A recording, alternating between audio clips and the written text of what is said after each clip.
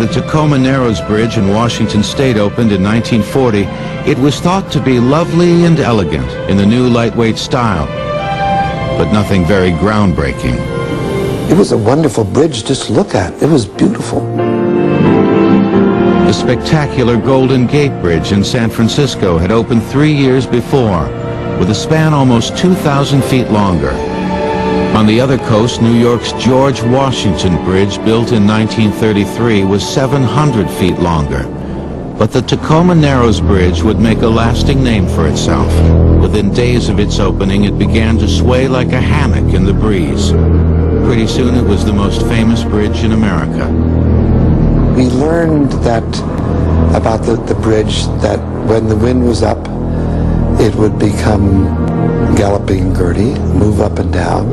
And when the wind was really bad, we used to ride our bikes out there, park on a hill beside the bridge and watch it go up and down, just for a lark. They let people go when the dropping was so sudden that it felt like an old-fashioned elevator. Boom, like that. Galloping Gertie remained open to traffic for 4 months, but in November, everybody was ordered off as a 40-mile-an-hour gale whipped across her deck, lifting the roadway like a sail. We went out to watch it whip, and it was really whipping, and there was one car on it. But then it got late, and so we left. By afternoon, the stresses were too much. Incredibly, the 11,000-ton center span ripped away and crashed into the sea.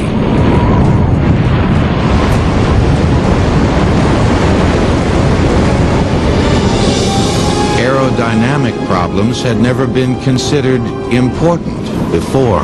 Every bridge ever designed, even the smallest arch over a stream, has some aerodynamic lift associated with that span, some aerodynamic characteristics. Well, if the bridge is stone and it's 20 feet long, how important are the aerodynamic forces? They're not. But the Tacoma Narrows Bridge was no stone arch over a stream.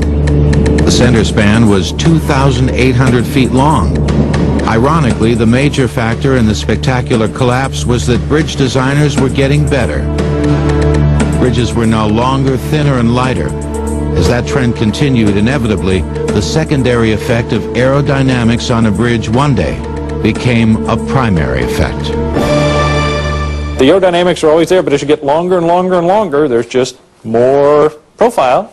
And your bridge is getting less proportionately stiff to length as you're getting longer and longer spans. And all of a sudden, a second-order force becomes a first-order force.